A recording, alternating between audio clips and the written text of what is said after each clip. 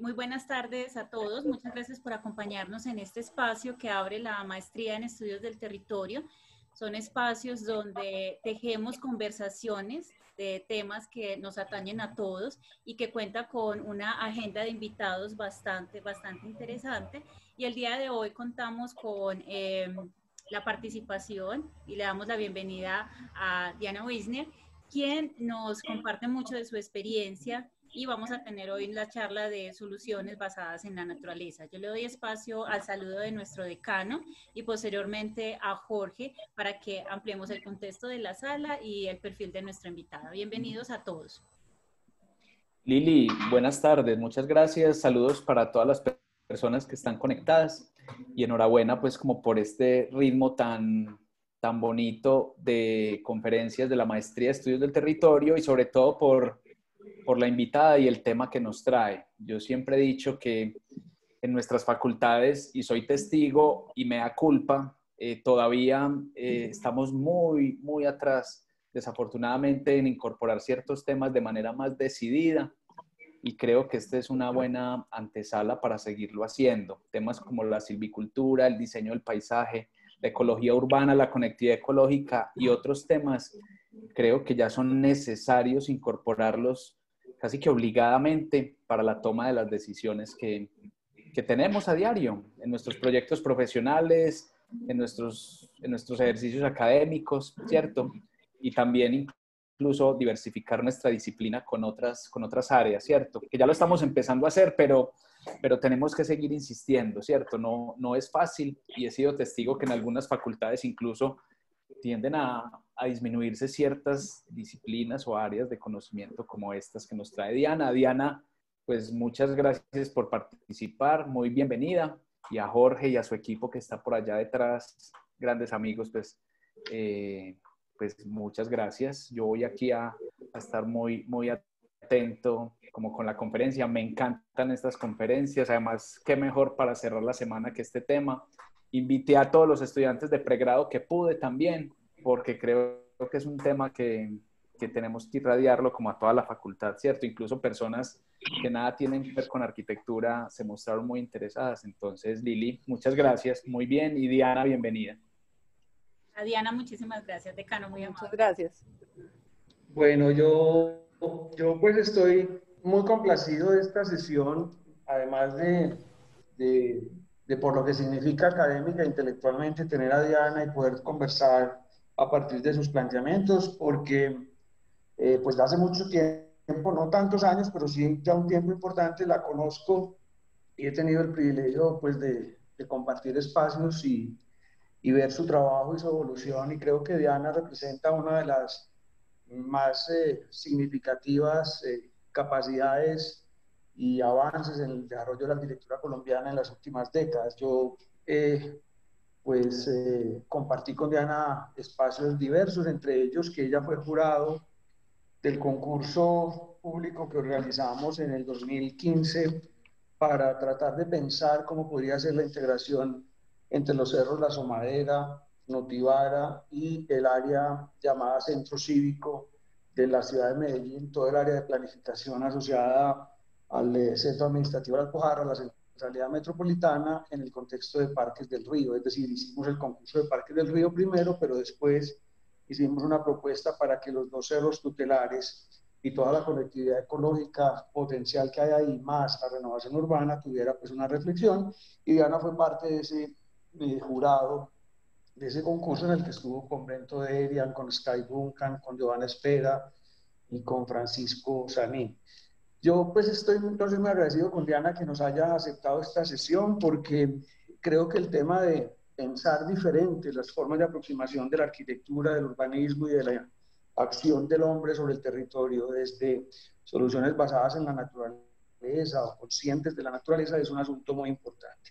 Diana tiene una amplia trayectoria, muy prestigiosa trayectoria, con premios en diversos concursos, en bienales, con proyectos de espacio público y de paisaje muy significativos.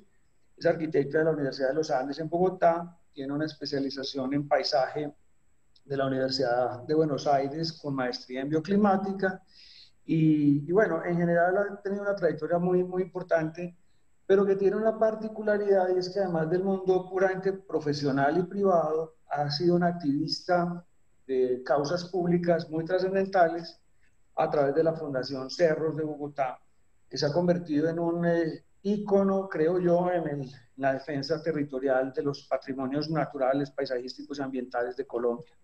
Entonces, pues Diana, gracias, un gusto tenerte con nosotros y pues te damos la palabra, bienvenida. Bueno, Jorge, muchas gracias a todos, Oscar, todo el equipo que está de apoyo, colaborando a la universidad. Es un gusto para mí, un privilegio hacer este viaje virtual a Medellín, a una región que me encanta y de la cual tengo mis raíces. Yo soy Biesner Ceballos, tengo un importante vínculo también familiar. Pues de la invitación que me hace Jorge, entonces me siento muy honrada de empezar a hablarles de un tema que me apasiona muchísimo y del cual pues es el tema territorial. ¿Me confirman si están viendo mi pantalla? Bien. Perfecto. Bien.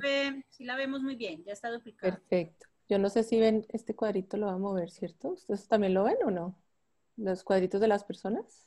Aquí lo voy a mover. No, es particular. Ah, bueno, eso solo lo veo yo. Ah, listo. Sí, sí. Cada uno de su... Bien. Básicamente, pues voy a contarles varias de las reflexiones de este tiempo, de estos últimos tiempos que han pasado y que hemos vivido todos, en la cual pues no puedo dejar de hablar de todo ese tema de la globalización y de esa gran ambición global hacia acciones locales.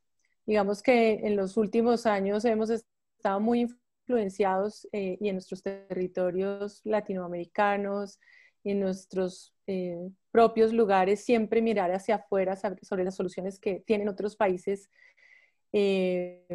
llamados, entre comillas, desarrollados, y efectivamente no mirar hacia adentro.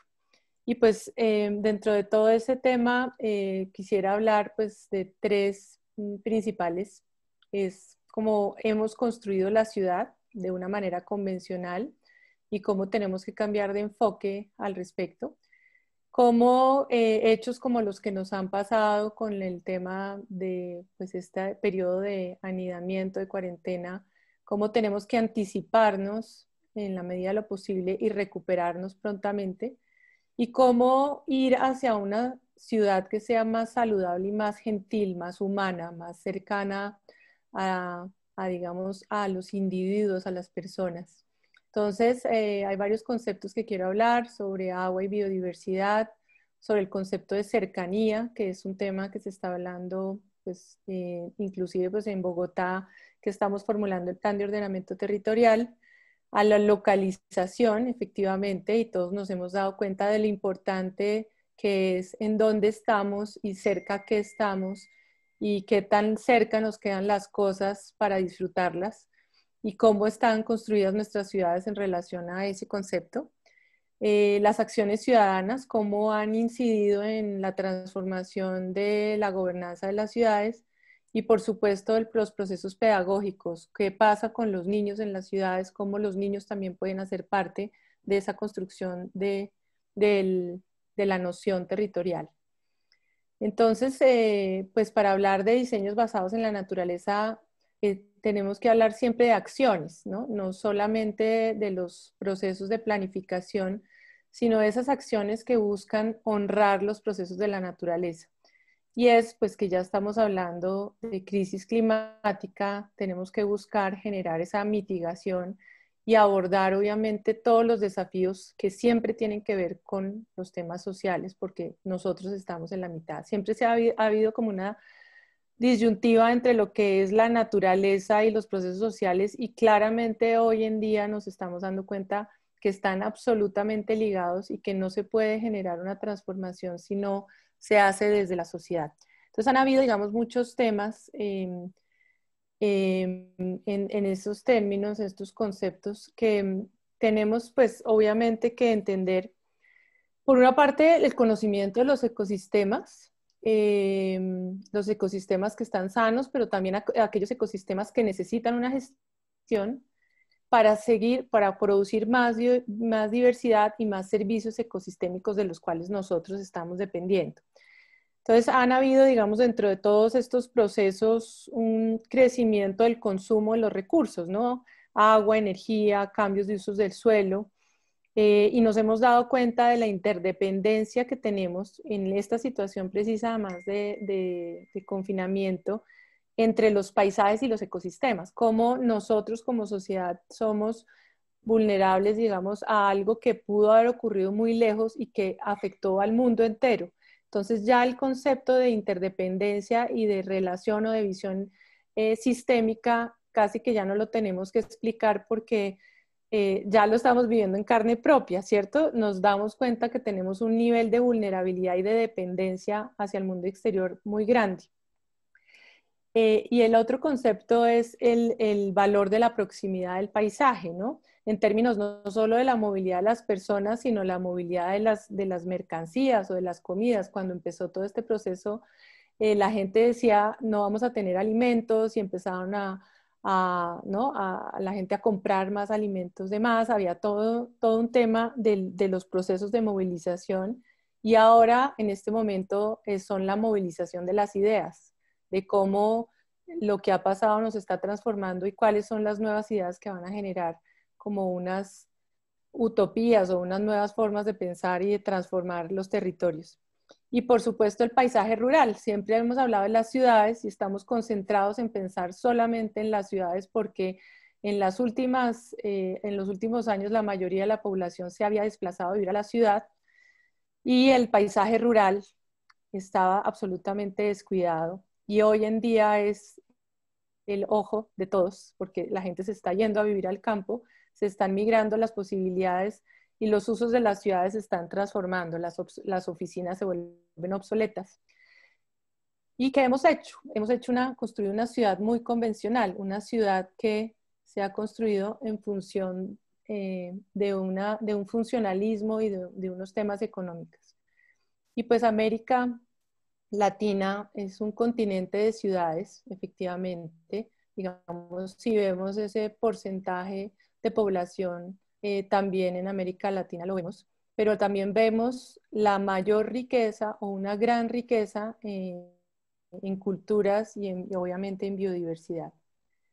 Entonces, pues yo vengo a hablarles desde Bogotá, que aquí se estaban burlando de mí, los cachaquitos montañeros que venimos de Bogotá.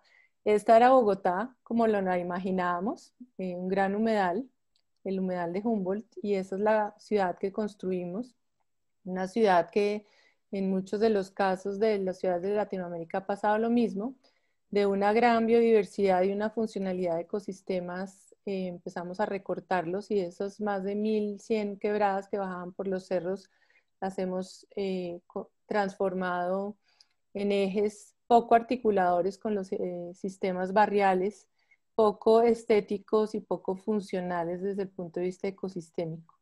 Y por supuesto, pues eso ha traído los resultados que hemos visto en todas las ciudades, en un país, Colombia, que es un país anfibio, y pues no hemos aprendido que el agua no hay que evacuarla rápidamente, sino que hay que entender la velocidad del agua.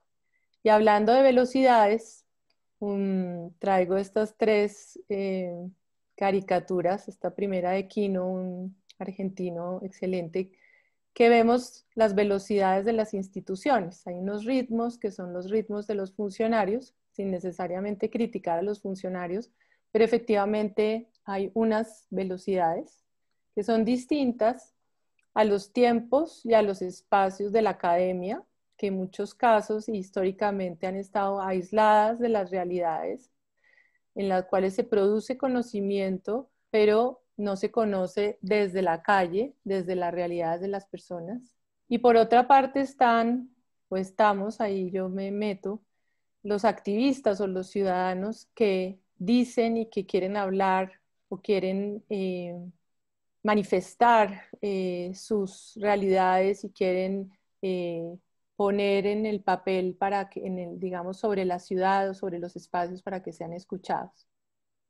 Pero los tiempos que nunca hemos entendido, porque todos esos tiempos anteriores son los tiempos de la humanidad, que son rápidos, veloces.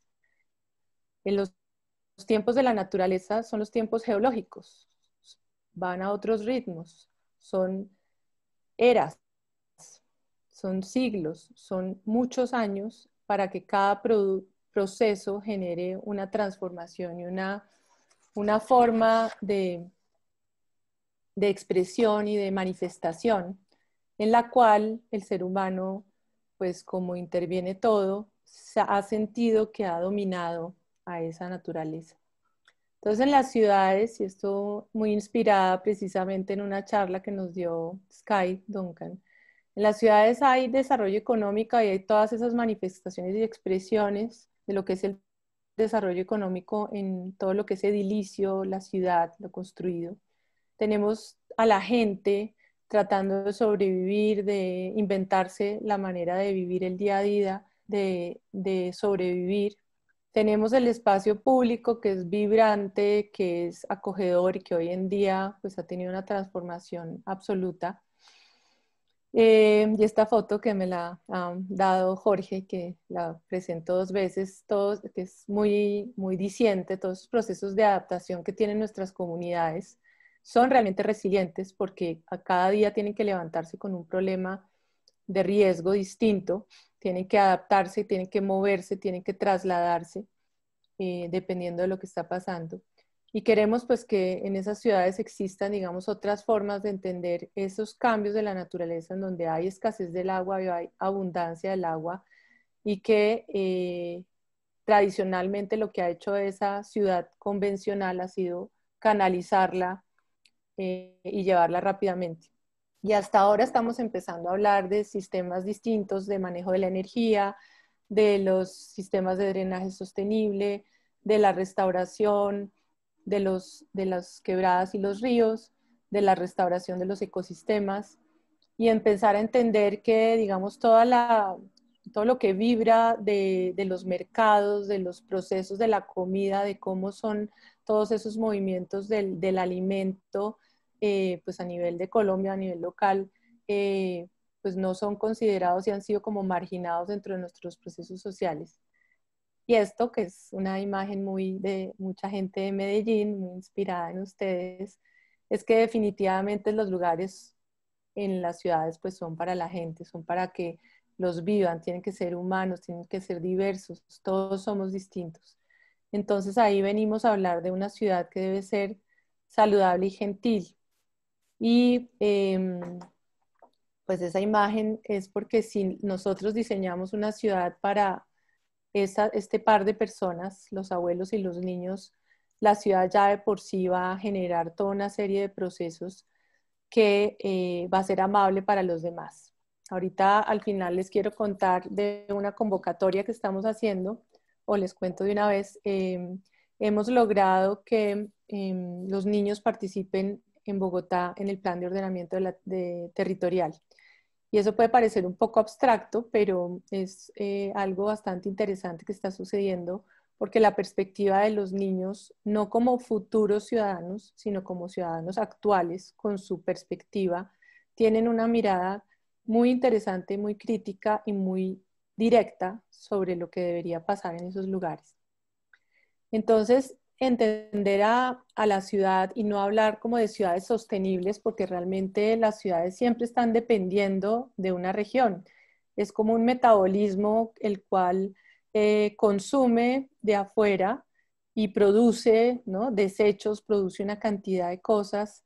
Las ciudades definitivamente son parte de los ecosistemas porque hacen parte de esas redes de alimentación. Si lo vemos como células o como organismos vivos, desde cualquier escala que miremos una ciudad, desde la micro partícula del microorganismo que hay debajo del árbol de nuestro frente, de nuestra calle, hasta escalas y escalas cada vez más amplias, siempre estamos viendo que hay una interconexión y una relación entre todas las formas vivas y hacen que obviamente entendamos esa dependencia de todos los otros sistemas.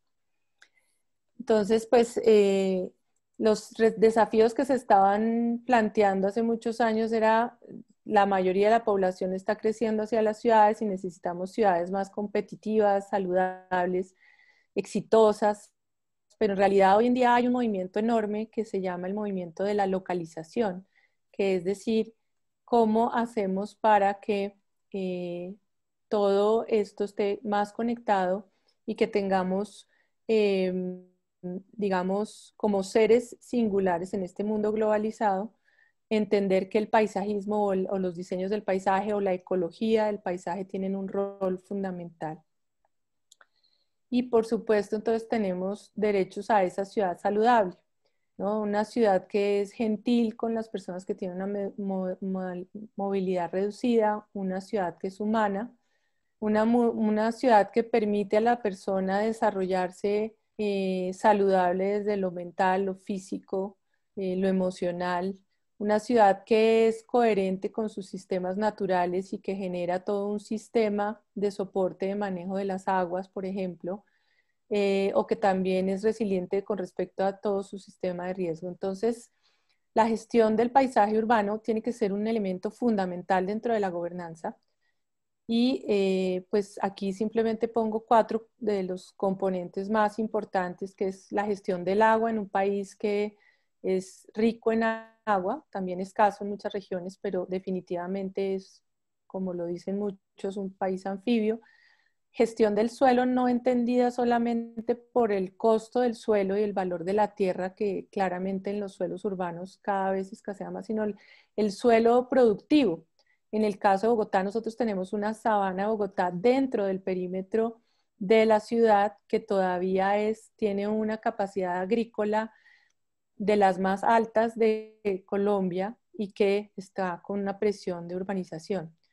La calidad del aire, que seguramente ustedes también lo vivieron, en marzo estábamos todas las ciudades con alerta naranja, alertas de niveles de contaminación que bajaron pues en esta época, pero que debe gestionarse. Y por supuesto toda la biodiversidad. Entonces estamos ahorita en un proceso de anticiparnos y de recuperarnos de lo que ha pasado y de entender qué pasa con esos espacios públicos, cómo los vamos a habitar, cómo vamos a volver a ocupar la ciudad y ver que pues, el espacio público pues, tiene unas connotaciones que siempre van a ser políticas porque es el sitio donde la gente se manifiesta, donde se expresa y donde se sigue necesitando tener ese reconocimiento. Ambientales porque la ciudad está sobre un lugar geográfico, no es que Bogotá tiene a sus cerros, sino los cerros tienen a Bogotá. Estamos sobre un sistema natural y nos hemos implantado allí, pero lo que tendríamos que hacer es tener unos procesos más adaptativos y no forzar, digamos, a tener arborización como un tema de ornamentación, sino, ¿no?, generar realmente un pensamiento sistémico de conectividad. Y en términos socioculturales, por supuesto, pues es el lugar emblema para la expresión de la cultura y de la sociedad. Entonces, estos espacios públicos, pues hoy en día ya tienen que cambiar, es una crisis que está evolucionando, que ni siquiera sabemos qué va a pasar, estamos en unos niveles de incertidumbre muy grandes y digamos, lo que hablábamos siempre, que el espacio público era lugar articulador de intercambio de la sociedad y hoy en día la sociedad tiene que estar separada, tiene que estar distanciada, tiene que generar otros procesos, es una manera de entender ahora el espacio público de una manera distinta, ¿no? Y cómo entonces siempre verlo desde lo humano, es decir, cómo ese lugar que fue pensado para una cosa pueda tener las posibilidades para que ocurran muchas otras y que efectivamente logremos pensar en entender lo que es las ventajas de lo que hay. Ese movimiento que yo les digo que se llama localization es un movimiento a nivel mundial que busca escuchar las historias locales. Y las historias locales es que si usted está a una cuadra de un mercadito y se hace amiga del quien produce ese alimento, y sabe de dónde viene ese alimento y empieza, digamos, todo un sistema de valorar lo que se produce localmente para romper esa, digamos, narrativa global dominante que pues ha sido como los procesos de consumo de todo, inclusive de consumo de la propia ciudad. Nosotros, en la medida que entendamos que esa cercanía y eso de repensar las calles, obviamente en esos tiempos de aislamientos en los cuales las calles tengan que transformarse y tener esa flexibilidad, pues deben haber unos principios, por supuesto, que siempre deberían haber regido las ciudades, pero pues hoy en día son más evidentes porque nos ha expuesto a un nivel de vulnerabilidad muy grande. Entonces, primero tenemos que apoyar y dar solución a los más vulnerables. Claramente, la ciudad debe tener ese soporte de salud, de generar calles saludables para hoy, para mañana, y de que tengan esa flexibilidad que no solamente sea para tránsito de vehículos o para movilidad, sino para que pasen muchas más cosas, y tener en cuenta, digamos, a los procesos, a las personas que están vinculadas a ellos, y en ellas están pues todas las economías locales para que esto sea mucho más sostenible y podamos actuar y adaptarnos permanentemente. Entonces, digamos que pues el poder de lo cercano y de lo local empieza a tener un valor sumamente relevante, no solamente en términos de planificación, de cercanía y acceso, sino también en términos de identidad, ¿no? Tal vez en las diapositivas no lo estoy reflejando en este momento, pero realmente es como tener, digamos, en el mundo local se habla de lo que es la singularidad, ¿no? Lo que puede ofrecer esa ciudad o ese territorio en términos de contenidos, de innovación, de autenticidad, de generar, digamos, esa forma nueva de consumir desde lo local, y eso genera pues un paisaje y un urbanismo y unas formas de apropiación del territorio distintas. Aquí está, digamos, pues no la traduje, pero ese es el movimiento que se llama, perdón por el error, Localization Movement. Está basando de los diseños o de las estrategias basadas en economías locales, que tiene mucho más que ver con esos ritmos de la naturaleza y con esos, digamos, estaciones de la naturaleza. De esa manera estamos mucho más conectados además con con las estaciones, con los ciclos, ¿sí? Como lo hacen, digamos, las ciudades pequeñas que están mucho más conectadas. Y de esa manera, pues inclusive en lo que comen, en lo que producen, en lo que consumen, están supremamente atados a sus paisajes. Y pues aquí ya quiero pues irlos llevando hacia digamos, a lo que nos motiva a nosotros más. Pues voy a mostrar algunos ejemplos de temas de diseños basados en la naturaleza, pero básicamente también a pues los derechos de la ciudad y los derechos de los peatones. Y eso es un derecho a sentirse uno mismo como individuo, a sentir su respiración cuando camina, a entender, digamos, esos procesos propios de uno mismo como ser natural y a conectarse pues con ese paisaje o ese lugar. Entonces, voy a mostrarles como 4 principios generales de lo que se habla en términos teóricos de los diseños basados en la naturaleza o Nature-Based Solutions. Uno de ellos va a hablar solamente de 3 para no hacerlo tan largo, que es restaurar y proteger los bosques naturales o la restauración de los hábitats dentro de los procesos urbanos. El segundo es pues que haya naturaleza dentro de las ciudades, en los lugares que son muy artificiales, y que haya unos mínimos porcentajes y una mínima cantidad y calidad de naturaleza o de infraestructura verde o azul en todos estos procesos. Y digamos algo que Jorge me ha enseñado mucho y de lo cual hemos trabajado también acá, pues ha sido la participación de la gente dentro de todos esos procesos. Entonces, pues voy a hablar del primero, que es restaurar los bosques, los humedales y los hábitats, de lo cual es, digamos, de lo que yo como activista y bueno, obviamente también como diseñadora es lo que principalmente pues queremos trabajar. Entonces, pues mostramos algunos ejemplos en la Ciudad de México, los bosques de Chapultepec, que es un área de más de 686 hectáreas, que pareciera imposible de tener un bosque de semejante escala en una ciudad metropolitana, y ha sido gracias a un tema de gestión público-privado, en la cual hoy en día, pues eso lo visité hace como 3 años más o menos, pero ha sido restaurado y ha sido apropiado de distintas maneras, y hay pues evidentemente presencia de entes culturales, museos.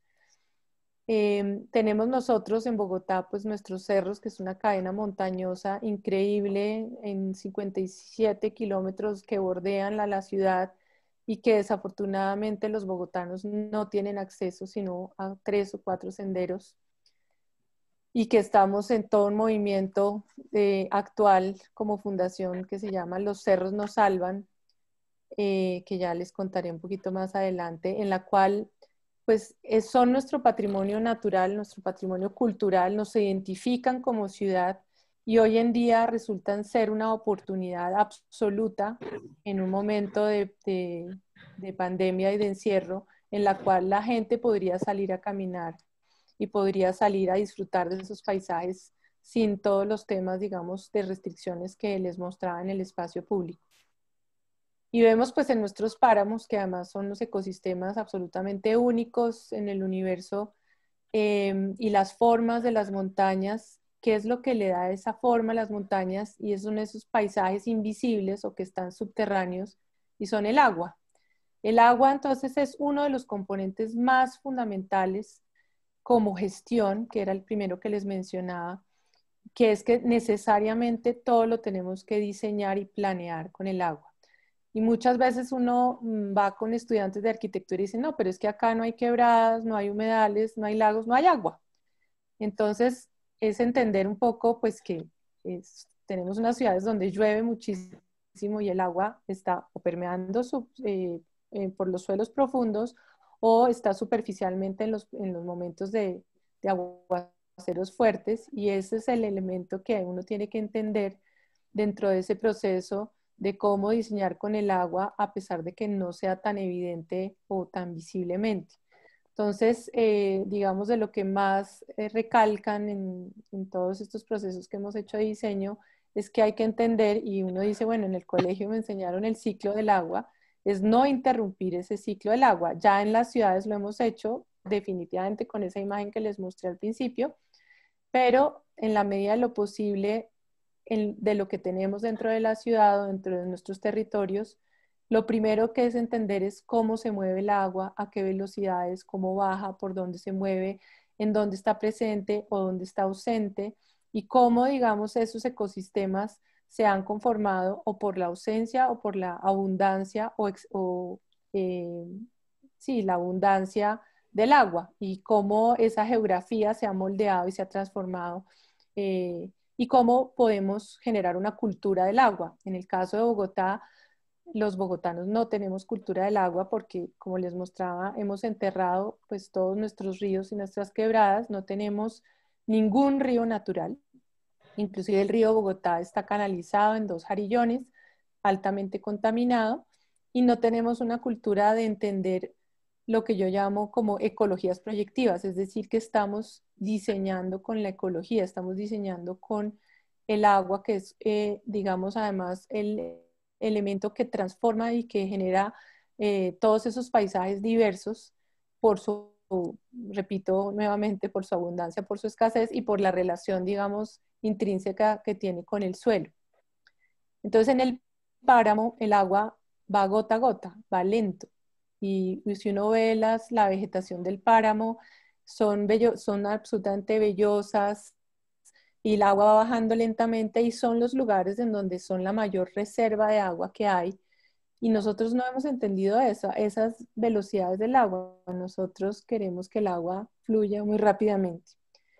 Qué pena, se me saltó esta diapositiva, pero bueno, voy a hacer alusión a algo que nosotros hemos venido hablando, que es no solamente el derecho a la ciudad, sino el derecho a los ecosistemas, en el caso nuestro el derecho a los cerros, de las mismas formas en que hablé de la ciudad, queremos tener unos cerros que sean seguros, que la gente pueda subir tranquilamente a caminarlos y disfrutarlos, que mantenga, digamos, todas esas tradiciones o personas que han trabajado iniciativas ciudadanas, iniciativas de campesinos o de neocampesinos, que puedan seguir siendo saludables para la gente, pero que también sean sostenibles. Y les voy a hablar de un caso específico que es nuestra reserva.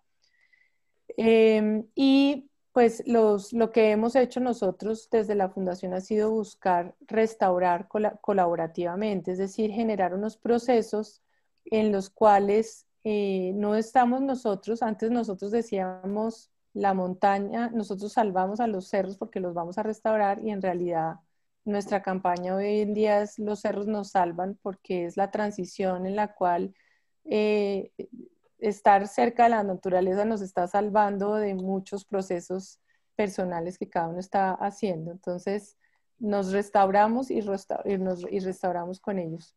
Y digamos que lo que estamos pidiendo actualmente a la alcaldía y digamos en este movimiento ha sido efectivamente que se genere una gobernanza de ese territorio en la cual participan más de 25 entidades, en las cuales no hay una sola sombrilla, no hay una sola visión, una mirada, sino que hay 25 formas de actuar separadamente, y no se entiende de la misma manera cómo gestionar la biodiversidad, el suelo, el riesgo, cómo incluir a las comunidades dentro de esos procesos o cómo implementar esos planes y esos programas de manera integral. Se están haciendo desarticuladamente, aisladamente, y digamos que unidos se podría hacer, y por eso hablamos de una gerencia de pronto público-privada, una gestión integral bajo una visión mucho más colaborativa, o una complicidad entre lo público y lo privado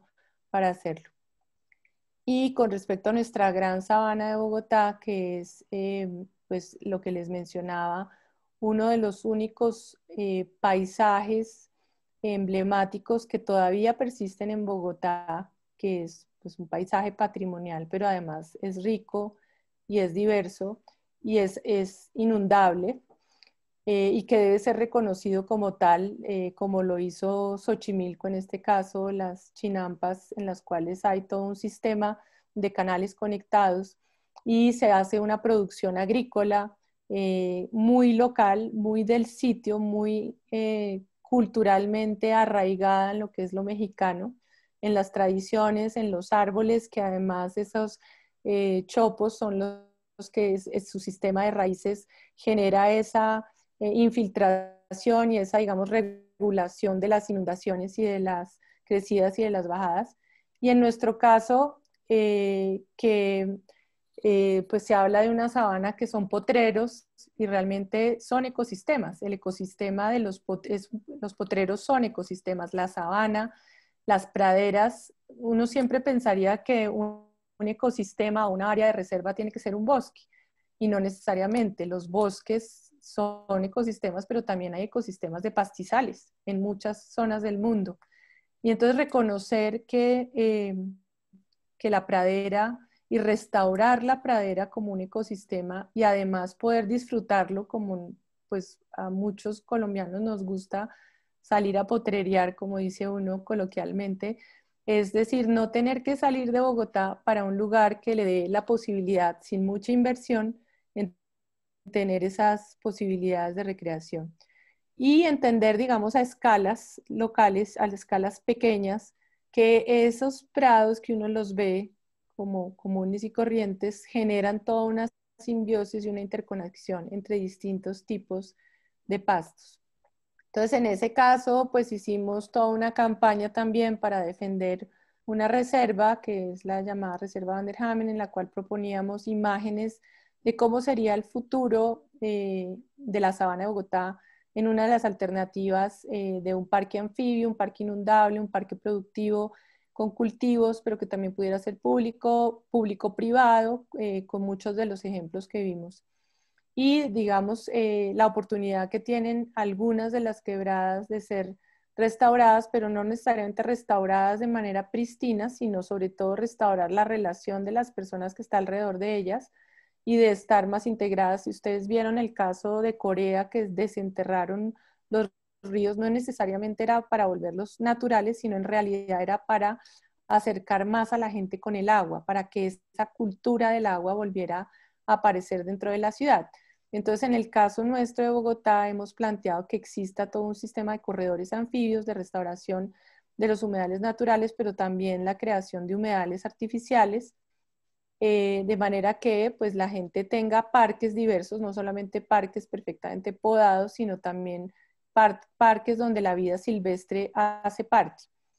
Este es un esquema inicial en el que participamos el año pasado con el río Bogotá, que efectivamente era un proceso de restauración de los meandros del río, en el cual se manejaba solamente con sistemas de distintos gravillas, de distintos manejos de plantas macrófitas, de manera que el agua que entraba del río se limpiaba a través de todo ese sistema de macrófitas y de sistema de gravillas y salía y se entregaba otra vez al río, no obviamente funcionando como originalmente el río funcionaba, porque claramente ya el río está muy intervenido, pero solamente con el manejo de los tipos de vegetación y los tipos de materiales que poníamos en los filtros. No se ven, digamos, en la imagen evidentemente, porque con el tiempo la idea es que ya pareciera que eso siempre estuvo ahí. Entonces, lo que era maravilloso además de los procesos de participación era que la gente no quería parques, sino quería efectivamente que el río volviera a a cumplir su función original. Entonces, es muy reconocible y maravillosamente para nosotros, reconfortante que las propias personas al lado del río Bogotá reconocían y valoraban la diversidad que había en el sitio. El segundo punto, entonces, la naturaleza y la infraestructura verde. Les traje un ejemplo de un proyecto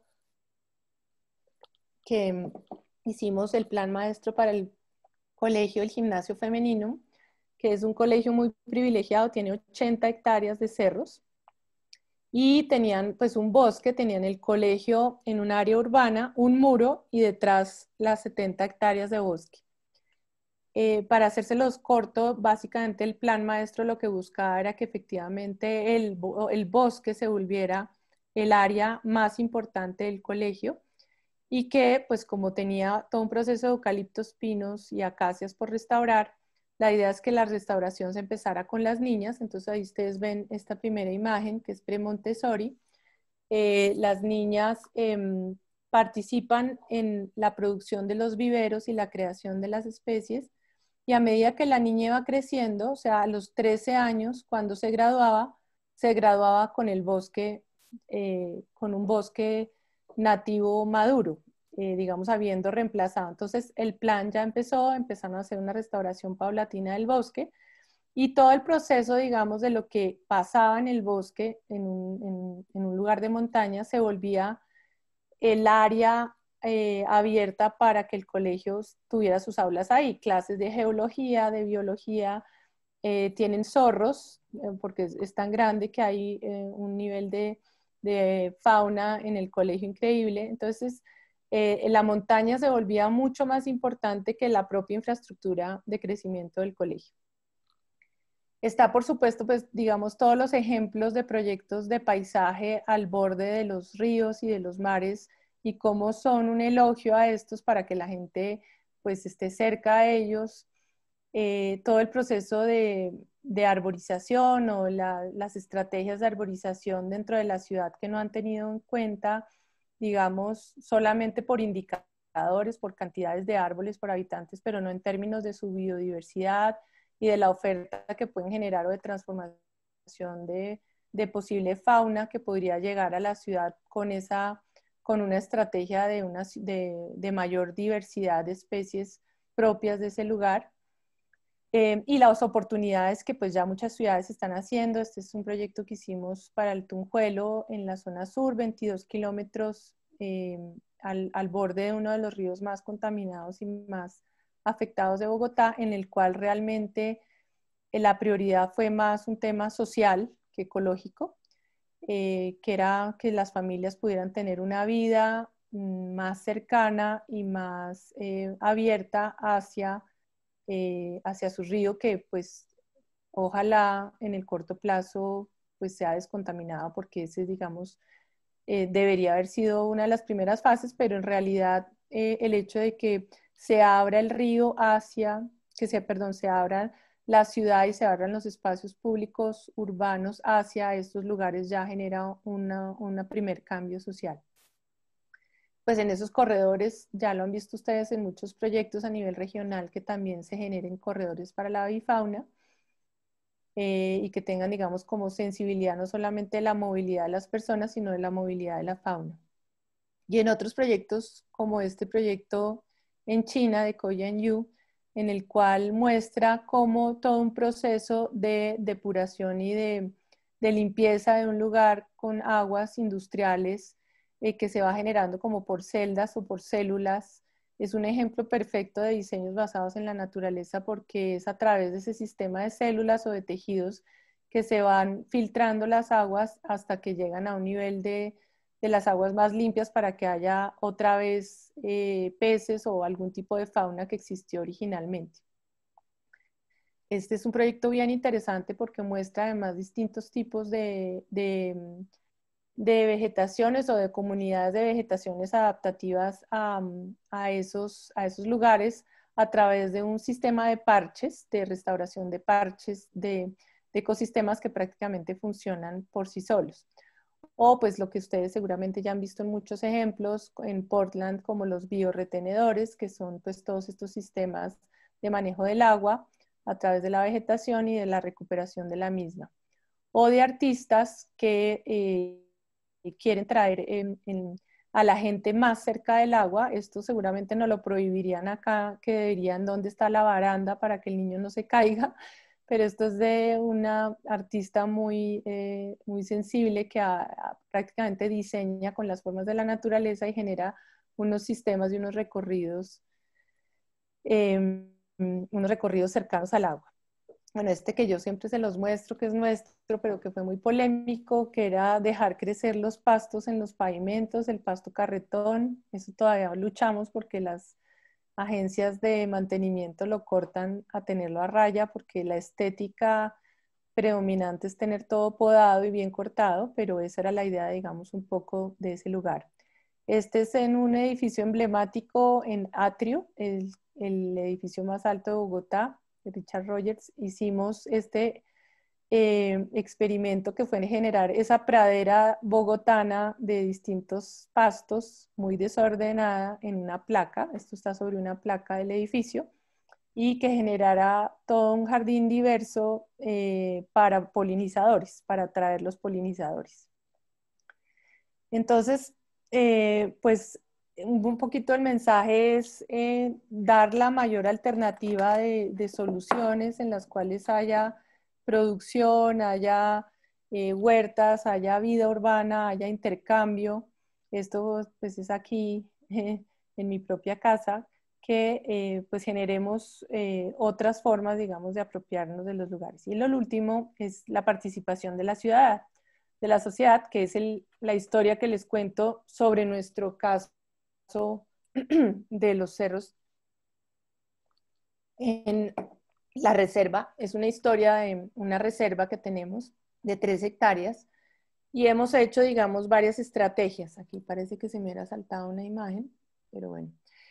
En la cual eso que hablamos de restauración colaborativa efectivamente lo llevamos a cabo a efectos prácticos.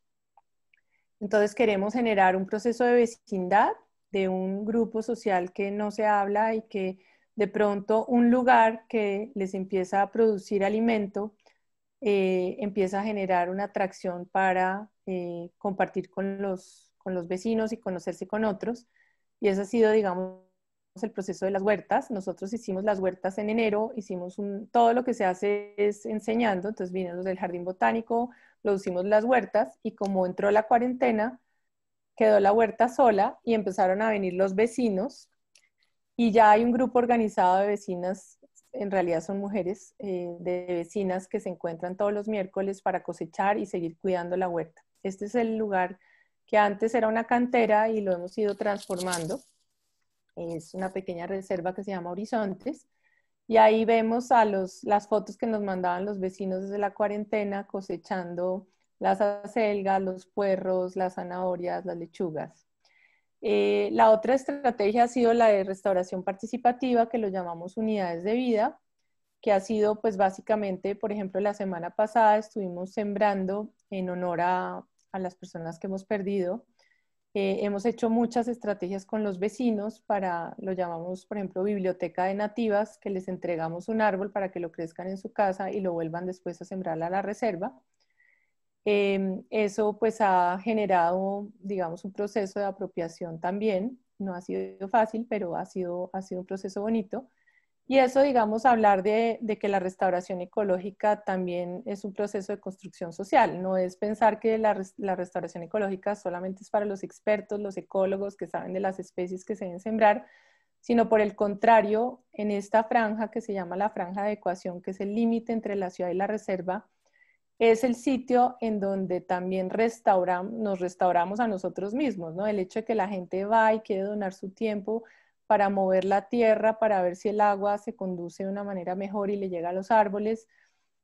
También es una transición en la forma como nosotros, urbanos, nos estamos relacionando con una reserva forestal muy natural en la cual empezamos a entender, a mirar cómo se mueve el agua, cómo la encauzamos mejor para que se hagan esos filtros y esos filtros después nos generen algún tipo de temas de producción para la recuperación del suelo.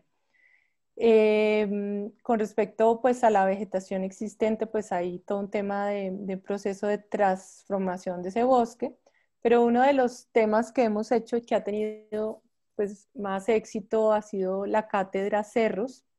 Yo no sé si nos dé el tiempo ahorita para yo mostrarles un pequeño video, pero si no, pues lo podemos poner después de que haya el conversatorio para que no sea tan larga mi intervención. Pero este ha sido un sitio muy bonito porque es donde la montaña se toma la palabra para que pasen cosas como temas de ciencia ciudadana. Aquí este era Julio Fierro, que es un geólogo muy reconocido, enseñándole a la gente sobre temas de pH, de la geología, de mediciones de la calidad del agua. Y ahí siempre invitamos en la montaña todos los viernes. Hoy tuvimos una, por eso le pedí a Jorge que moviéramos la charla para por la tarde, porque esta mañana tuvimos una charla sobre land art o arte de la tierra. Y en estas, pues ustedes ven el director de la Fundación de Humedales, ciudadanos, gente, líderes, también ecólogos, estudian hablando sobre el agua de Bogotá, siempre hablando sobre la región de Bogotá para generar cultura sobre la geografía de Bogotá, de dónde viene el agua, cómo es el abastecimiento del agua, qué son los sistemas de drenaje sostenible. En este caso, por ejemplo, Mateo Hernández, que es miembro de la Fundación, habló, y los títulos los pongo yo para que sean un poco contradictorios, la estética del incendio y la inundación, que siempre pensamos que son elementos negativos, pero él hablaba de la importancia de los incendios dentro de la ecología. Y eso fue durante un taller que lo llamamos el elogio a la descomposición, que era entender por qué los procesos de descomposición o de degradación pueden ser o son muy positivos dentro de los procesos ecológicos. Hemos hecho pues talleres de arte y naturaleza, por eso llamamos a la reserva un laboratorio de transformación, porque estamos experimentando permanentemente. Aquí ustedes ven, perdón, es que aquí se me está tapando esto. Juan Fernando Herrán, que es un artista muy reconocido colombiano, haciendo unos talleres también de arte y naturaleza, donde los estudiantes o los participantes generaban como intervenciones efímeras y de reflexión sobre, digamos, temas de simplemente observar y hacer actos de expresión como lo hace Andy Warhol o pues muchos artistas que hacen producciones efímeras.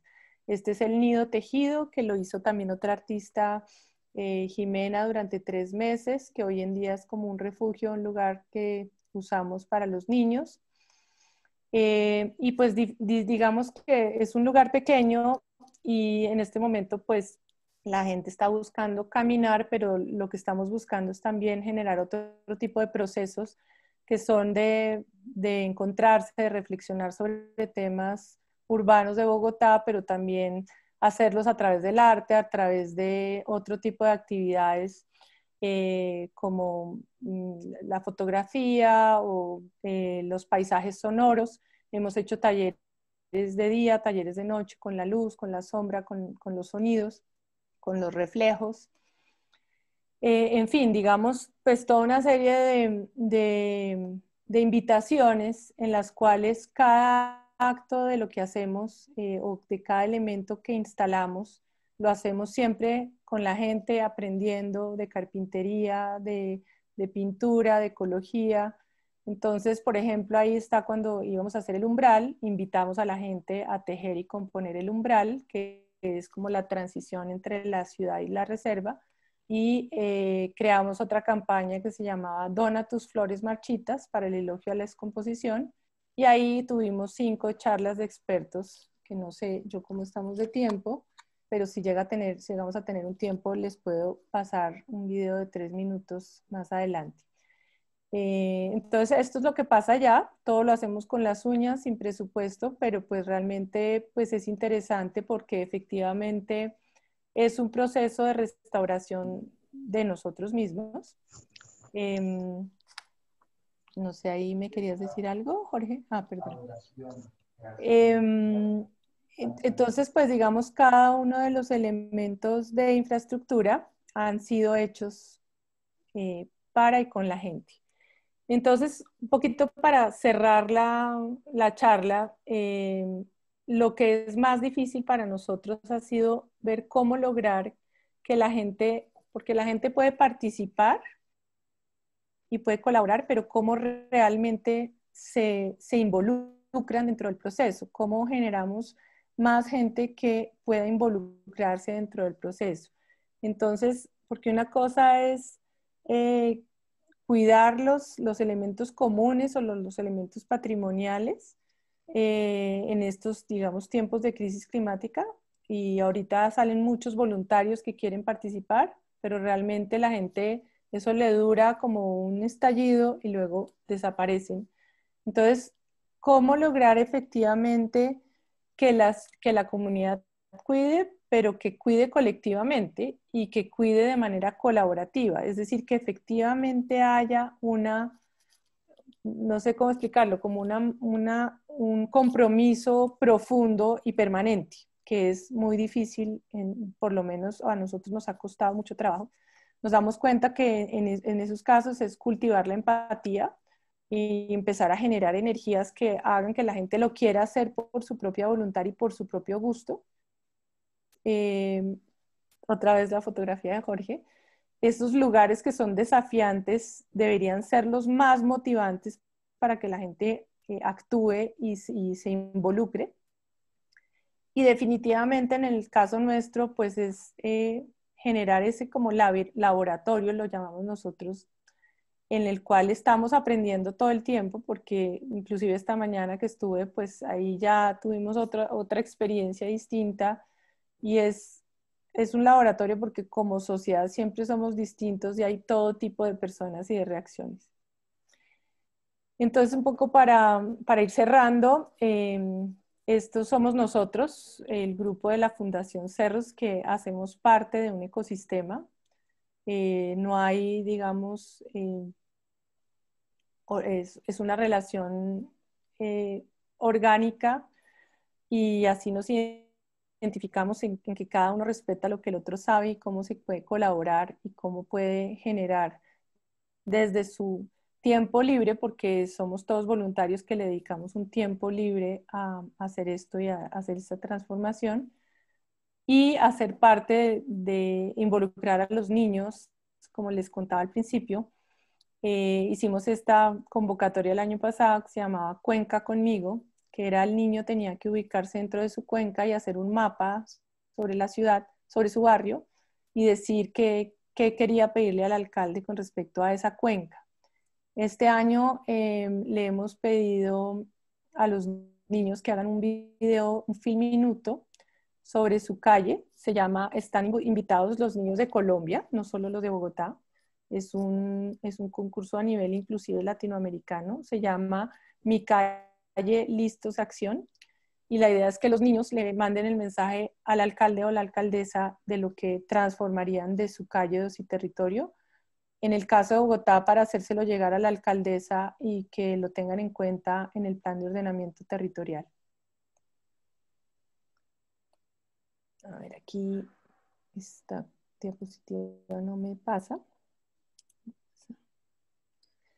Y para cerrar, pues estamos entonces construyendo o estamos buscando que esa inteligencia colectiva se siga nutriendo cada vez más de una sensibilidad, una forma de percibir la naturaleza cada vez más fuerte, tratando de entender esa complejidad tan grande que es todo ese sistema vivo que nos rodea. Muchas gracias. Diana, muchas gracias a ti. Yo creería que mientras invitamos a quienes quieran hacer alguna anotación, intervención, pregunta, y la podemos hacer en el chat o pedir la mano para hacer, digamos, alguna participación, podemos ver el video que nos quieres compartir. Bueno. Esos 3 o 4 minutos creo que sí Vale. los podemos tener. Entonces, dame un segundo, entonces lo busco porque, a ver, ya lo voy a abrir. Entonces invitamos a los que nos acompañen. Si por un lado si hay preguntas, intervenciones o también el espacio para compartir experiencias similares que desde su ejercicio académico o técnico se pueda poner en conocimiento en este escenario, creo que también es una muy buena oportunidad para todos.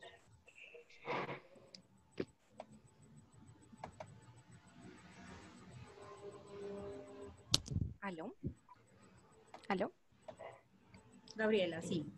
Hola, gracias. Gracias ante todo por abrir este espacio. Diana, impresionante lo que cuentas, es increíble la cantidad de temas en los que estás incluyendo Un poquito más alto, se escucha muy bajito tu intervención. ¿Mejor ahí? ¿Me escuchas mejor? Ahí yo creo que sí, un poquito más. Vale, yo te escucho perfecto. Bueno, perfecto, muchas gracias. Bueno, como representante de la Red Colombiana de Infraestructura Verde y como arquitecta que soy, me encanta saber que desde la arquitectura estemos avanzando estos proyectos, especialmente con el énfasis de la participación. Entonces, mi pregunta o lo que quisiera escuchar un poco más sobre cómo lo estás viendo es el tema de las envolventes vegetadas, ¿cierto? Como infraestructura verde seminatural o que tendríamos que los arquitectos estar hace mucho rato especificando, especialmente en un país tropical como el nuestro. ¿Cómo estás viendo que funcione la cosa? Yo sé que Bogotá va más adelante en cuanto a la cantidad de metros cuadrados, por así decirlo, instalados, pero ¿cómo podemos hacer, o tú como desde tu ejercicio, desde tu práctica profesional, cómo crees que podemos avanzar cada vez más estas envolventes vegetadas para que las ciudades tengan ese nivel de naturalización? ¿Te refieres a los muros verdes? Muros y techos verdes. Bueno, pues digamos que yo no soy la más promotora de los muros verdes. Digamos que yo busco muchísimo más que haya, digamos, un entendimiento desde la arquitectura y desde la implantación de la naturaleza, digamos, un paso antes. Entiendo, digamos, tu pregunta hacia si ya está el proyecto construido y ya hay, digamos, todo un proceso de edilicio. ¿Cómo hacer para que, digamos, todas estas infraestructuras se empiecen a implementar muchísimo más?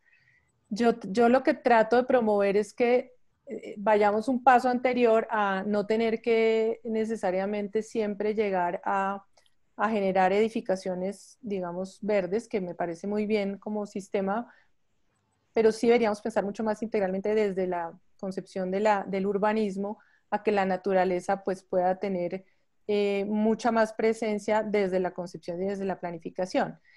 En términos, digamos, ya de las envolventes verdes, cuando pues ya es una zona sumamente construida, se requiere efectivamente, pues muchos de las iniciativas vienen pues de los propietarios, de un buen cliente que tenga un concepto en el cual el edificio puede tener una una nueva forma de reflejar sus formas de construir, pero no necesariamente pues tiene que ser a través de muros o cubiertas verdes. Digamos, hay muchísimas soluciones también muy sencillas de infraestructura verde que pueden incluirse y que se hacían tradicionalmente antes, ¿no? Que eran también muy económicas, porque mucho de lo que ha pasado, que no se ha implementado tan rápidamente en las ciudades, es esa, digamos, noción de costos de mantenimiento y de costos de ejecución que hacen que obviamente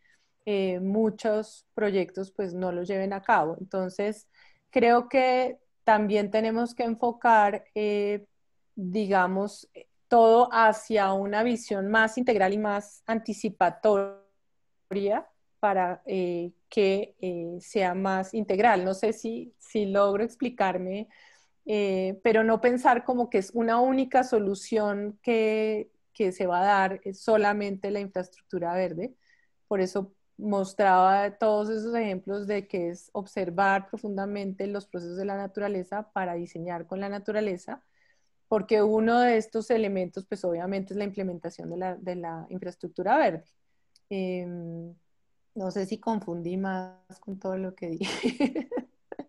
Pero digamos que en Bogotá ha pasado que efectivamente hay cada vez más empresas constructoras, hay más conciencia, digamos, de lo que... Lo que pasa es que se ha ido mucho hacia lo estético, entonces tenemos que irnos más hacia una estética ecológica, es decir, hay mucha infraestructura verde. De hecho, en Bogotá está el edificio de mayor muros, cantidad de muros verdes que está a la vuelta, además de nuestra reserva, pero no es muy funcional, no genera vida para los polinizadores. Entonces, tenemos que saltar un poquito más de solamente la parte estética, que muchos hacen solamente muros que no pueden tener flores y son supremamente verdes. Entonces, tenemos que irnos más hacia también lo ecológico y asociarnos con los ecólogos y entender, digamos, todos esos procesos vitales que podrían generar esa infraestructura verde. Entonces tenemos que ir anticipándonos, ir más allá que lo que se está ofreciendo, ¿no?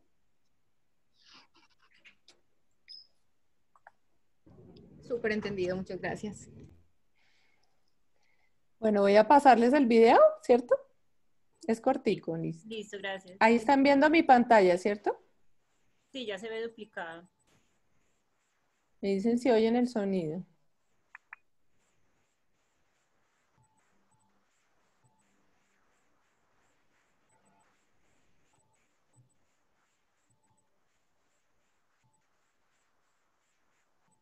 La luz es el punto de la partida del amarillo y la oscuridad es el punto de partida.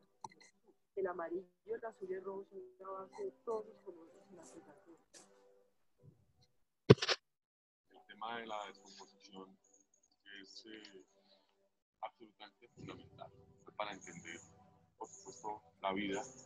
Es lo más ignorado, normalmente el menos visible, porque para nosotros, los humanos, pienso que como siempre estamos en el ánimo constructivo, en el ánimo de la agradación, es decir, de superponer capas a las cosas, de construir cosas, y además nuestra cultura occidental es triunfante, en el sentido de que todo aquello que toque deshacer, todo paso que pareciera que es hacia atrás, que no sea una línea teleológica hacia el triunfo, pues o es invisible o no es deseable.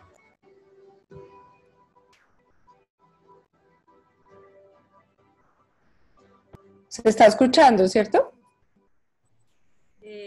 Diana, sí, se No escucha, necesito pero sombra, la pero- imagen se quedó congelada. ¿Sí están escuchando? El video se escucha, pero la imagen se quedó congelada. Ah, qué raro. Ah, qué mal. Entonces, ¿lo paro?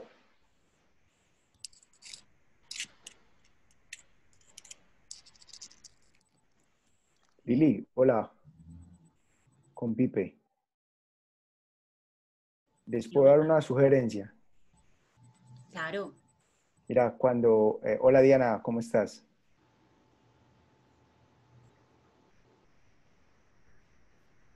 Cuando le da a compartir, le puede dar a las dos casillas que están abajo y hay que activar el sonido y para que el video pueda correr más fácil.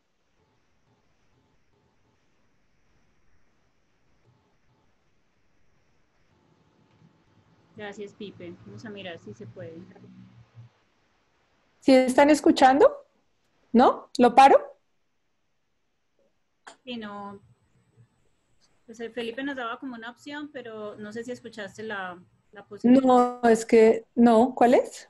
Ah, que les mande el enlace.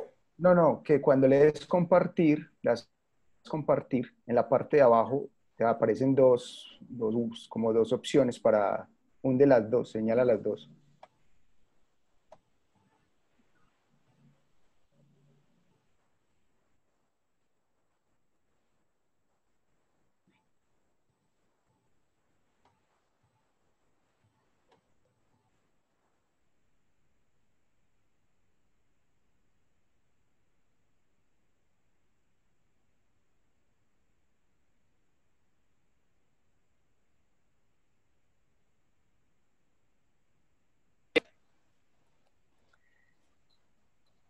Bueno, tranquilos, lo que podemos hacer es que yo les comparto el enlace.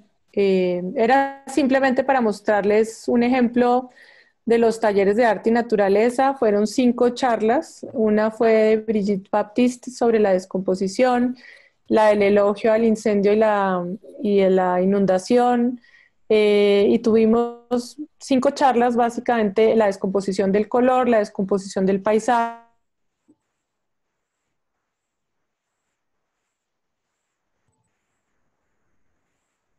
Perdimos sonido. Diana, perdimos tu sonido. Sí.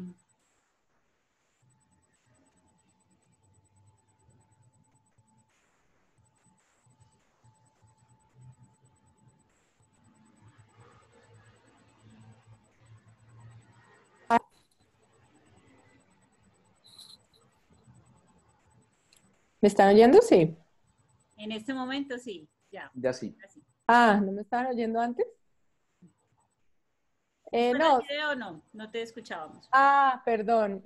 No, básicamente les contaba que son de los talleres que hacemos de arte y naturaleza. Ese se llamó Elogio a la descomposición. Tuvimos 5 charlas. Una que fue la descomposición del color,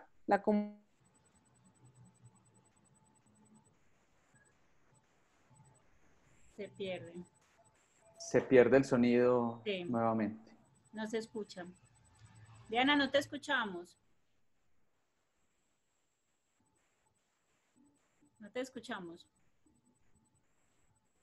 Debe ser un tema de conexión de cables.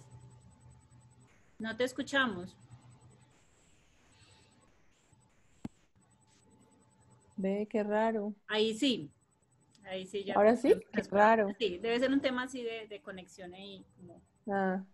Bueno, no, básicamente eran 5 talleres de descomposición sobre color, luz, sonido y naturaleza. Cerró Brigitte Baptiste sobre la descomposición en la ecología y se hizo ese taller de arte efímero.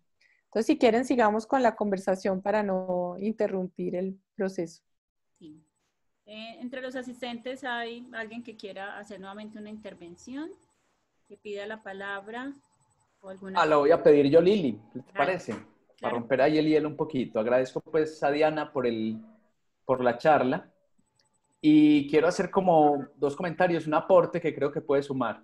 El primero, aló. Bueno, sí, yo oigo muy bien. Sí, seguro, bien. El primero es como el llamado que siento que hace Diana. Quiero parafrasear una frase de un gran colega, amigo, creo que Jorge lo conoce, David Emilio Restrepo.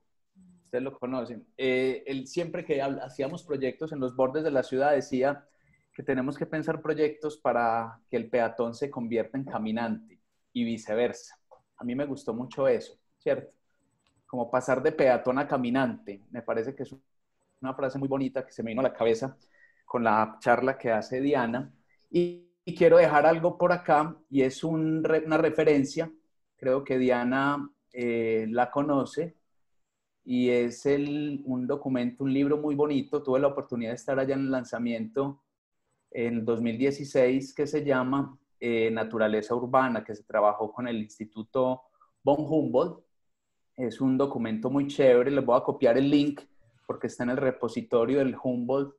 Y creo, Lili, recuérdame, porque creo que Diana, María Angélica Mejía, nos puede aportar también mucho. Creo que está ahora en Cerros. María Angélica es mi colaboradora uno de la fundación. Listo.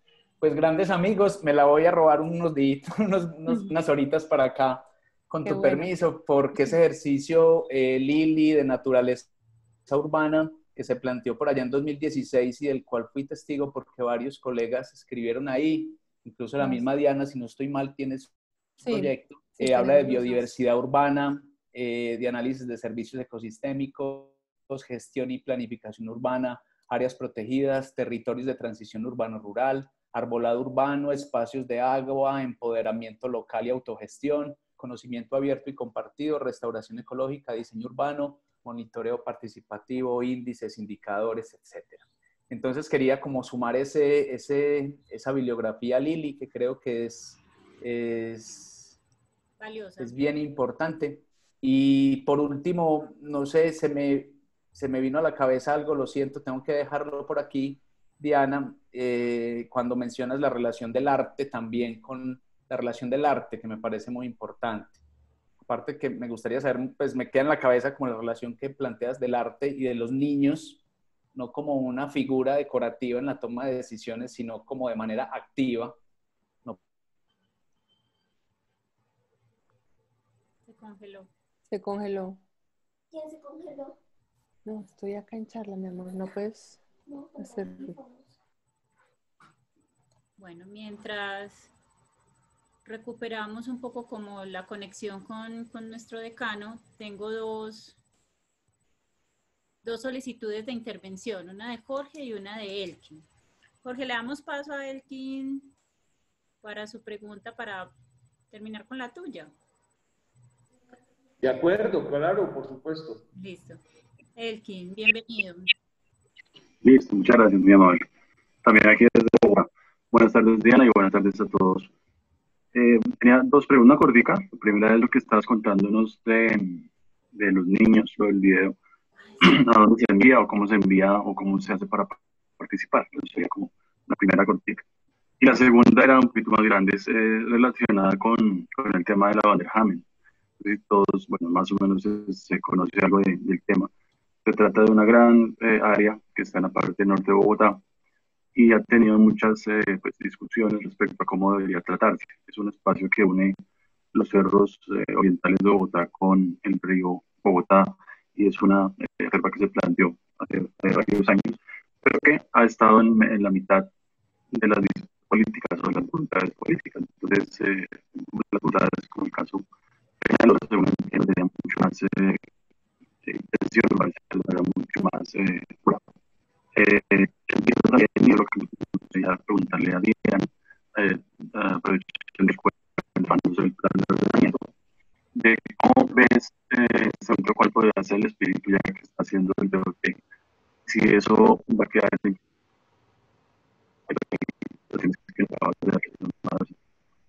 ¿cómo ves tú que esas ideas que tienes y que pues, pueden plantear dentro de ese plan? ¿Cómo ves tú esa realización de esto? Porque lo que comentabas de la formación del ciudadano.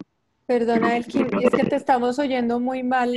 Te alcanzo a oír algunas cosas, pero no te oímos muy bien. La última parte.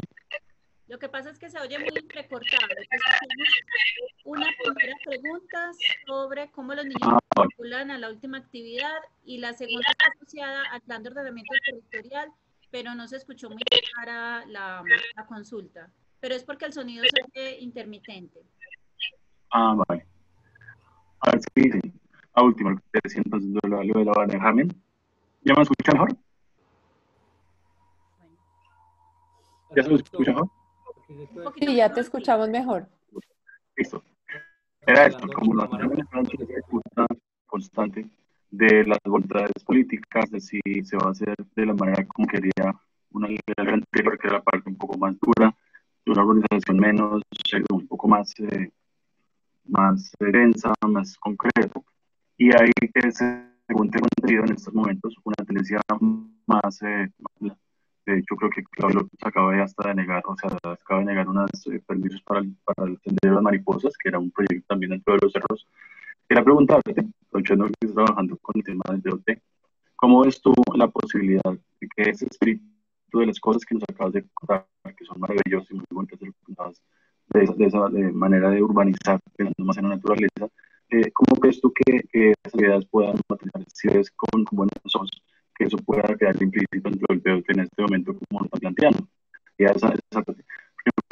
algo que lo que decías de las comunidades, esa falta de constancia de ciudadanos con ciudadanos, creo que se refleja claramente también en la falta de constancia de los políticos cuando un político tiene una dirección y va. Entonces eso quería preguntar qué hace el espíritu de urbanizar pensando en la naturaleza, de hacer que puedan quedar implícitas en el POT. Bueno, yo entendí varias preguntas dentro de la pregunta. Voy a tratar de responder si entendí bien, porque la verdad es que sí está difícil el audio. Bueno, la primera con respecto a la participación de los niños, con mucho gusto yo le comparto a Jorge el enlace para que los niños participen. Es un film minuto de los niños diciendo qué mejorarían de su calle o de su cuadra. Con mucho gusto les mando esto para que puedan participar. La segunda pregunta es, según lo que entendí, te alcancé a entender, es con respecto a, digamos, cómo, si te entendí bien, efectivamente los niños van a estar involucrados en el tema del plan de ordenamiento territorial. Digamos que ya, ¿no fue eso? Lo de la Vanderhamen, ¿cierto? Que se oye muy mal. Se oye muy mal. No sé bien. No. De cómo esas ideas de urbanismo se van a aplicar, se pueden aplicar en el caso del POT y específicamente en la Vanderhamen. ¿Cómo ves tú esos planteamientos tuyos, o las ideas que están en tuyos y que también son como muy de actualidad? ¿Cómo se mete esa pues realmente lo que nosotros planteamos, esas imágenes y esa, digamos, postura fue realmente como una alternativa. A mí me pidieron que llevara un concepto al consejo y yo presenté, digamos, que sí existía una posible imagen de un futuro para la reserva. Eso la verdad se volvió más como un tema ciudadano de contrarrestar otras imágenes de urbanización. En este momento, pues yo estoy más cercana, digamos, pues dentro de los procesos a lo que es lo de los cerros. En la actual alcaldía efectivamente sé que están pues defendiendo la reserva Vanderhamen, pero no sé en qué proceso está exactamente en este momento. Entiendo que están en todo un proceso de entendimiento de los actores y de comprensión del tema, pero como una reserva. Es decir, pues tengo una confianza en que puede haber pues un buen resultado en esta alcaldía al respecto de eso, porque hay mucha receptividad sobre toda la comprensión del sistema natural de Bogotá y tenemos mucha esperanza en que efectivamente le den prioridad a la sabana, que le den prioridad a los cerros, que nosotros llevamos 13 años diciendo que sean una prioridad política, y que efectivamente en el plan de ordenamiento territorial queden, digamos, unas premisas y unos principios, los cuales sí los está promoviendo muchas organizaciones ciudadanas.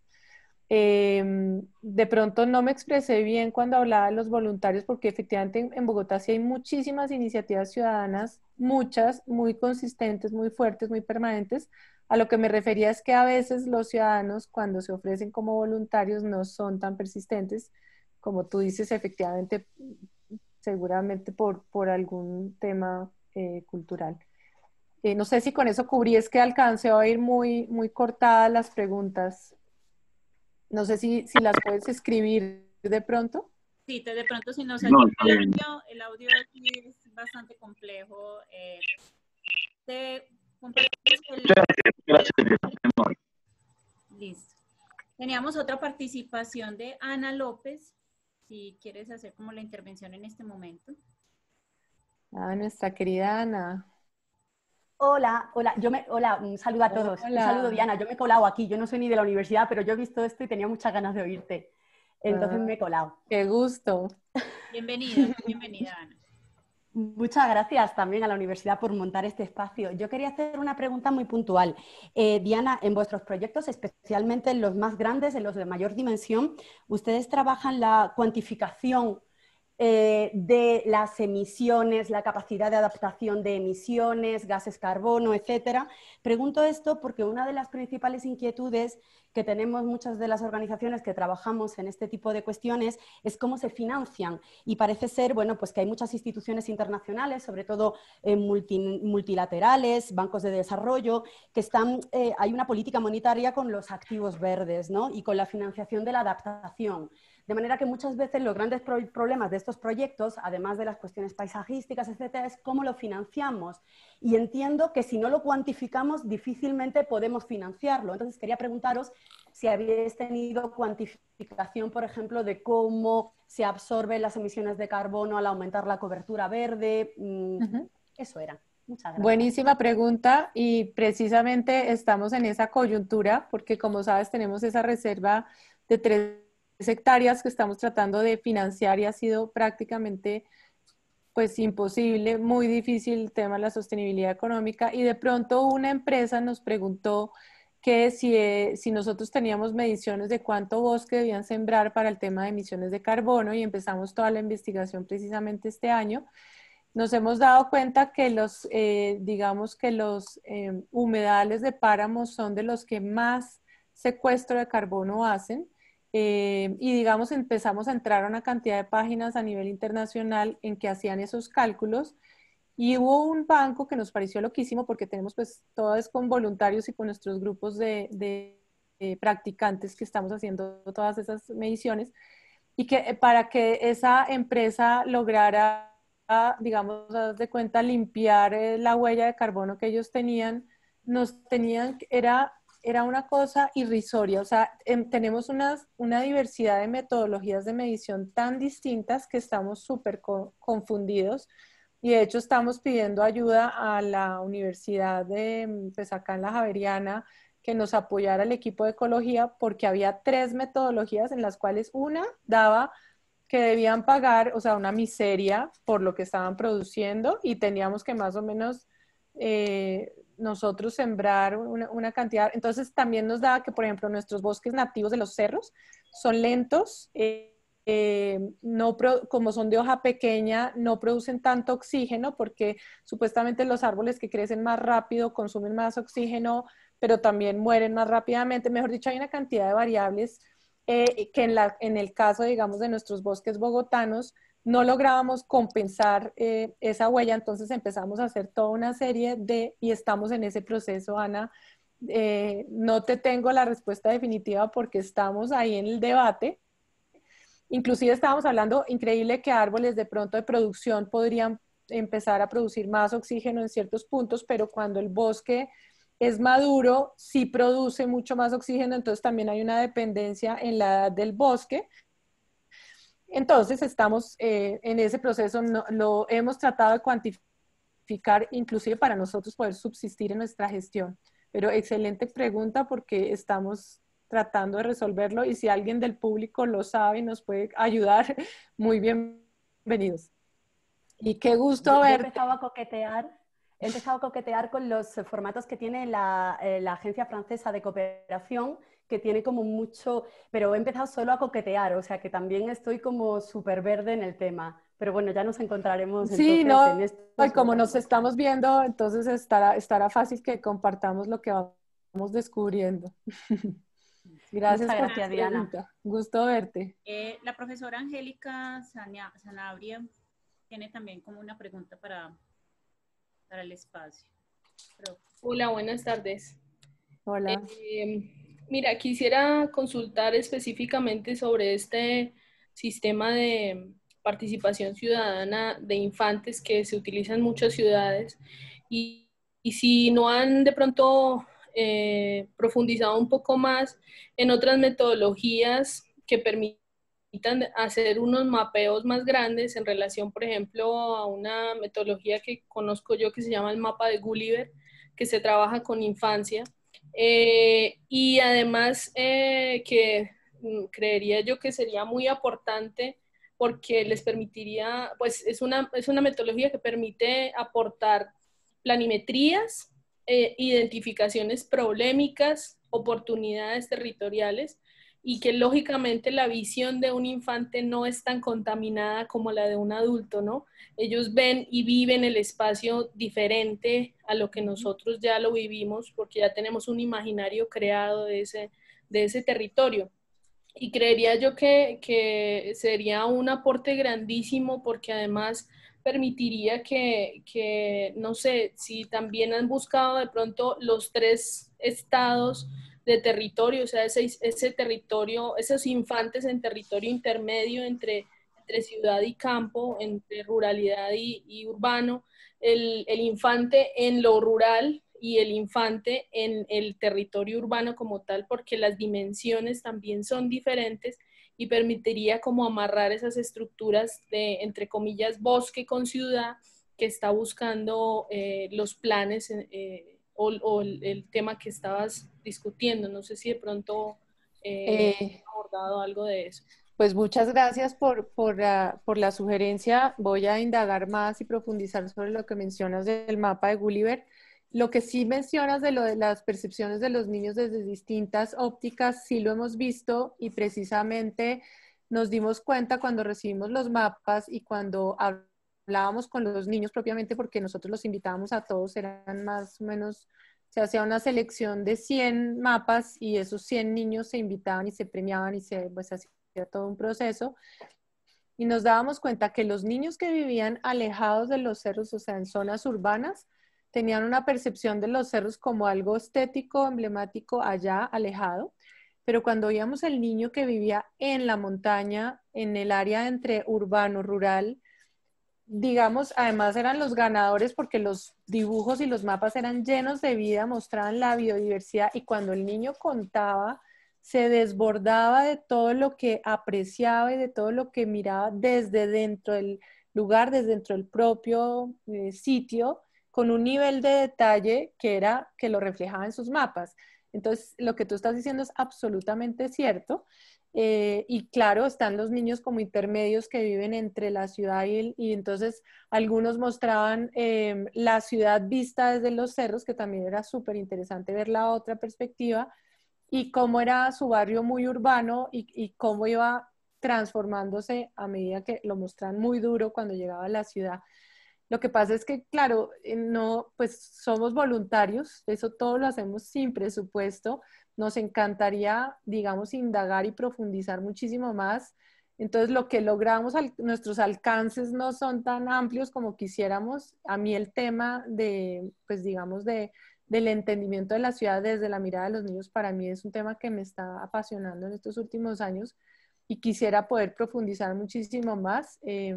Lo hacemos en la medida que podemos, y ahorita lo que se nos ocurrió, pues porque con este lanzamiento de campaña tampoco hubo apoyo económico, entonces lo estamos haciendo con la red de colegios, que es la organización que aglutina, que hicimos nosotros con otras 2 organizaciones más, y ya tenemos más de 100 colegios partes de la red, pero todo es gratuito, digamos, nadie paga nada, todo se hace por voluntad y por construir y por trasladar esos mensajes a las instituciones, que es básicamente lo que queremos hacer.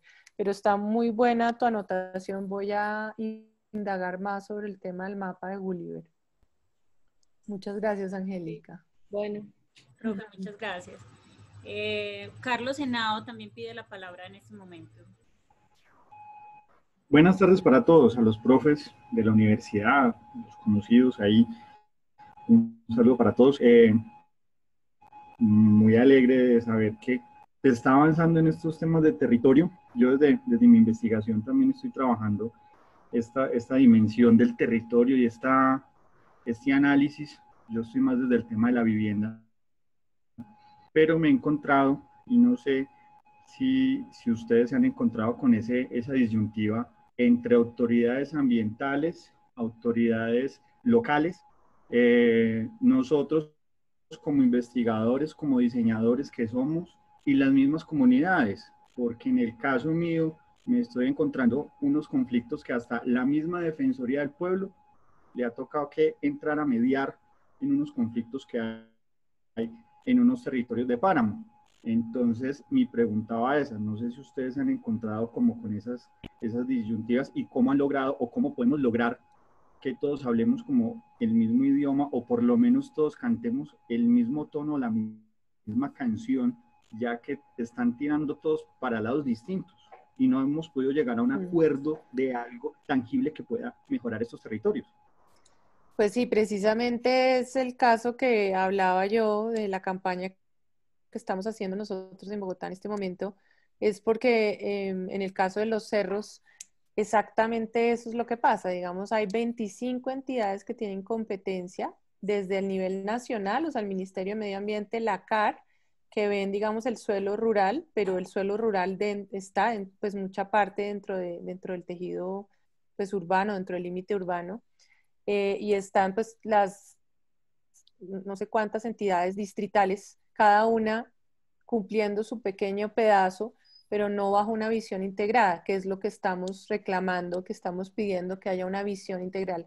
Eso parece que fuera muy difícil, o sea, pareciera como algo, porque si uno en la propia entidad, cuando por ejemplo vas a la CAR y ves a un señor sentado, el funcionario al lado, y entre ellos mismos no trabajan colaborativamente, imagínate salirse de las entidades.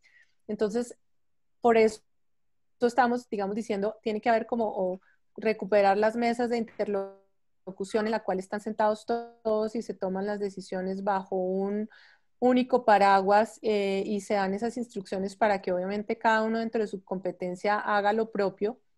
Nosotros, por ejemplo, vemos en el caso de Medellín que uno ve las empresas públicas de Medellín como muy articuladas en toda la gestión pública. Es como la visión que tenemos desde Bogotá, porque en Bogotá nos vemos como muy desarticulados y claramente, además, al integrar a las iniciativas ciudadanas o a las acciones de las comunidades, actuando también a otros ritmos, que era lo que les mostraba yo en esas como caricaturas de esos distintos ritmos que pareciera que nunca se lograran sincronizar y parece que ese fuera el reto permanente, yo creo que de la gobernanza de muchos sitios en Colombia. No te tengo la solución porque nosotros estamos en ese proceso precisamente de reclamación de que haya una armonización o una sincronía en esos procesos.